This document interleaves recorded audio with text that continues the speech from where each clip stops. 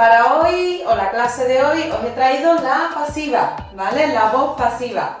Entonces, la voz pasiva, igual que en español, se forma con el verbo ser, que en inglés es to be. Y también con el participio pasado, igual que en español. Entonces, el participio es la tercera columna de los verbos irregulares, o en el caso de que sea un verbo regular, le añadimos ed, ¿vale? Luego, tened en cuenta que el verbo lo tenemos que pasar bien a su tiempo, de activa a pasiva. Yo luego os enseñaré un cuadrante, donde se ve la diferencia entre activa y pasiva, ¿vale? De momento, solo deciros que el Present Perfect Continuous, Past Perfect Continuous and Future Perfect no se suele usar, ¿vale? Ha quedado en desuso casi, vamos, que no se utiliza. Entonces, a no ser que estéis estudiando, por ejemplo, y os lo pida el profesor, tendríais que estudiarlo, pero si no lo exige nadie, no es necesario. Por ejemplo, para hablar, no lo vais a usar, eso sí os lo digo. Bueno, el primer paso para saber cuándo uso la pasiva. Entonces, la usamos cuando nos interesa más la persona o cosa que recibe la acción y no la persona o cosa que recibe la acción. Bueno, esto lo vamos a ver ahora, ¿vale? Entonces, primero vamos a ver cómo podemos pasar esta frase que está en activa a esta frase que ya la he pasado, que está en roja, en pasiva. ¿Vale? Entonces yo lo primero que tengo que mirar en esta oración es que Ray Bradbury es sujeto, que wrote es un verbo y en qué tiempo está el verbo es muy importante, ¿vale? En este caso está en pasado simple, ¿ok? Pasado simple. Y The Martian Chronicles es complemento directo, ¿vale? Bueno, cuando yo quiero pasar esta oración a pasiva, tengo que coger el sujeto, porque claro, ahora mismo lo que nos interesa es más el que recibe la acción que el que la realiza. Por eso, cojo Ray Bradbury y lo pongo a lo último. Y ahora se convierte en complemento directo. Lo que antes era sujeto, ahora es complemento directo. El verbo hemos dicho que está en pasado simple, entonces si yo me sé ya la tabla de activa a pasiva en los tiempos verbales, ya sabré cómo ponerlo, que sería was written. Es fácil, es el verbo ser en pasado simple y el participio, written. Lo digo por si no os queda muy claro lo de la tabla, pensando solamente que el verbo to be es pasado simple, lo pones y luego pones el participio del verbo, que es write, wrote, written, pues ponemos written, ¿vale? Entonces este es el verbo en pasiva. Y ahora, ¿qué pasa con el complemento directo? Pues se convierte, porque ahora es el importante, la cosa importante, en el sujeto. The Martian Chronicles ahora es sujeto, ¿vale? ¿Qué ha pasado aquí entonces? Bueno, voy a poner aquí también una flechita, perdón, una flechita así para el verbo, ¿ok? Bueno, ¿qué pasa ahora? Que Ray Bradbury wrote The Martian Chronicles. Aquí estamos más dando importancia al escritor que al libro, ¿no? Que a la obra. Y cuando lo decimos en pasiva le estamos dando mucha más importancia a la obra, por eso es sujeto, que al escritor, si os fijáis. En este tipo de oraciones no podemos omitir el nombre, por ejemplo, by Ray Bradbury. Hay otros casos que se pueden omitir y lo veremos después, o se puede poner entre paréntesis, ¿vale? Si tenéis un examen o algo podéis ponerlo entre paréntesis, pero en este caso no se pone entre paréntesis porque hay que decirlo, porque es el nombre del escritor, es importante, hay que saberlo, entonces ponemos por quién ha sido escrito, aunque le demos más importancia a la obra, bueno, al libro, ¿no? Y ahora otra forma de usar la pasiva es cuando la persona o cosa que realiza la acción no tiene importancia, ¿vale? Entonces el ejemplo es The police arrested him last night. Esta está en activa, ¿vale? Y en pasiva, he was arrested last night by the police. Entonces vamos primero a ir analizando.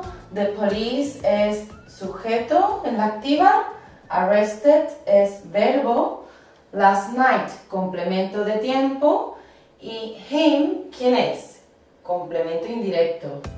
Entonces cuando tenemos un complemento indirecto, al pasarlo a la pasiva va el primero y es he. Como es he, pasa a ser he, ¿vale? El sujeto. Entonces, si fuera her, sería she y así con todos, ¿vale? Entonces, ¿qué pasa con el sujeto de la activa? Pasa a lo último de la oración. Pero lo tengo puesto entre comillas y ahora os explico por qué. Entonces, complemento de tiempo se queda tal cual está, ¿vale? No se mueve, cuando hay un complemento de tiempo no lo movemos, ¿vale? Se queda donde está, complemento de tiempo, complemento de lugar, todo lo que sean complementos siempre se quedan donde está, ¿vale? Entonces el verbo tenemos que ver como siempre en qué tiempo está, en este caso está en pasado simple, entonces ponemos el verbo to be en pasado simple que es was y el verbo en participio como es regular le añadimos ed, ¿vale? Was arrested.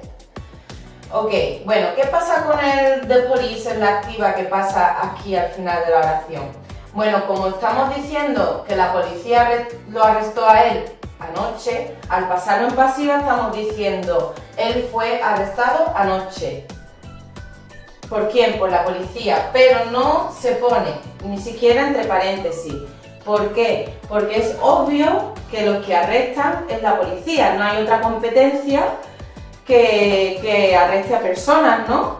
Entonces es obvio, por eso no se pone. Cuando algo no tiene importancia o ya se sabe porque es obvio, no lo tenemos que poner, ¿vale?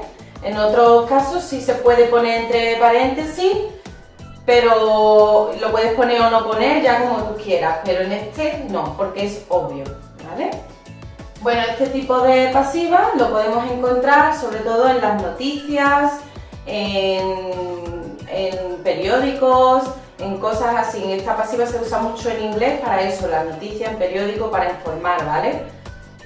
Bueno, ahora vamos a verlo cuando usamos la pasiva, cuando nos centramos en describir cómo se hace algo y no en quién las hace, ¿vale? Entonces, esto normalmente lo puedes encontrar en recetas y cosas así, ¿no? Yo he puesto en el ejemplo en azul en activa y roja en pasiva y antes de que nada vamos a pasarla, ¿vale? Para que se nos quede bien en el coco cómo pasar la activa a pasiva, ¿ok? Bueno, si acordáis, el primer paso es pasar el sujeto al final de la oración de la pasiva, que en este caso está aquí y se convierte en complemento directo, ¿ok? Está entre paréntesis porque no es importante, ahora os explico por qué. Entonces, el verbo está aquí, entonces el verbo pasa al verbo en pasiva, ¿vale? ¿En qué tiempo está pick up? En presente simple. Pues presente simple, ¿cómo era el verbo ser o el verbo to be en presente simple? Is or are. En este caso es are porque son apples, son manzanas, es plural. Tened cuidado con eso, ¿vale? Tened cuidado, siempre localiza si es singular o plural. Al ser plural he puesto are, picked up, ¿vale? Como siempre, el verbo en participio, al ser regular, le he añadido ed. ¿Ok? Si fuera irregular, tenemos que sabernos muy bien la tabla de los verbos irregulares, la tercera columna. Es un frasal, pues tenemos aquí up, eso no cambia. Luego, in the autumn, entonces the apples aquí es complemento directo, que se convierte en sujeto. ¿Vale? Ahora lo importante son las manzanas y no el granjero. Y in the autumn, complemento de tiempo, pues no se cambia de sitio, se queda al final de la oración o donde estaba, ¿vale? Mejor. Entonces, ¿por qué lo pongo entre paréntesis? Porque no es necesario especificar que ha sido el granjero. Ahora, si tú quieres decirlo, lo puedes decir, pero no es importante. Pero imaginaros que en vez de farmer fuera el nombre de, no sé, John. John Pickup, al tener el nombre de la persona, sí tenemos que ponerlo, sin paréntesis. Se pone como la primera que os expliqué, ¿vale? Lo mismo, pero como es el granjero, no hay nombre ninguno, no es alguien que conozcamos ni tiene importancia. Entre paréntesis, porque bueno, puedes ponerlo o no ponerlo, da igual. Bueno, continuamos en la última, y la última se usa para evitar responsabilidades, ¿vale?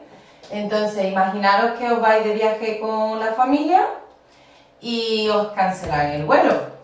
Lo más seguro es que nunca vais a escuchar "We have cancelled your flight". No lo vais a escuchar. ¿Por qué? Porque es más fácil decir "Your flight has been cancelled" en pasiva.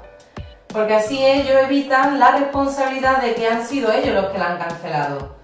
Si te dicen que "Your flight has been cancelled", te están diciendo que tu vuelo ha sido cancelado, pero no por nosotros ni por nadie. Lo importante es que el vuelo ha sido cancelado. ¿Vale? Entonces, este tipo de pasiva lo vamos a encontrar mucho en letreros de normas y cosas así. Bueno, y ahora a ver qué has aprendido. Voy a ir diciéndote frases en activa y tú en tu cabeza piénsalas en pasiva. Por supuesto, después de un ratito de pausa os diré la frase correcta en pasiva, ¿vale? Bueno, vamos con la primera. La primera dice: Jean writes a letter. Jean writes a letter. A letter is written by Jean. Vamos con la segunda, ¿vale? Dice: She painted the room. She painted the room. The room was painted by her. Y vamos con otra. Dice: Someone has stolen my bike. My bike has been stolen. Y vamos con la última, pero lo voy a decir en español y ahora veréis por qué. Lo voy a decir en español y vosotros lo decís en inglés. Vais a ver que está en pasiva. Entonces, yo nací en los 80. I was born in the 80s. Esta siempre está en pasiva. Por ejemplo, si dices que has nacido en España, pues dices I was born in Spain. Y nunca, nunca, nunca decimos I born in Spain. No, siempre se dice en pasiva. Fíjate qué curioso, ¿no? Hay muchas cosas que usamos en pasiva y que no nos damos ni cuenta. ¿Y qué os ha parecido la clase de hoy? Si te ha gustado, dale me gusta. Y si quieres seguir más vídeos, suscríbete si aún no lo has hecho. Yo te veré en el siguiente vídeo. See you soon!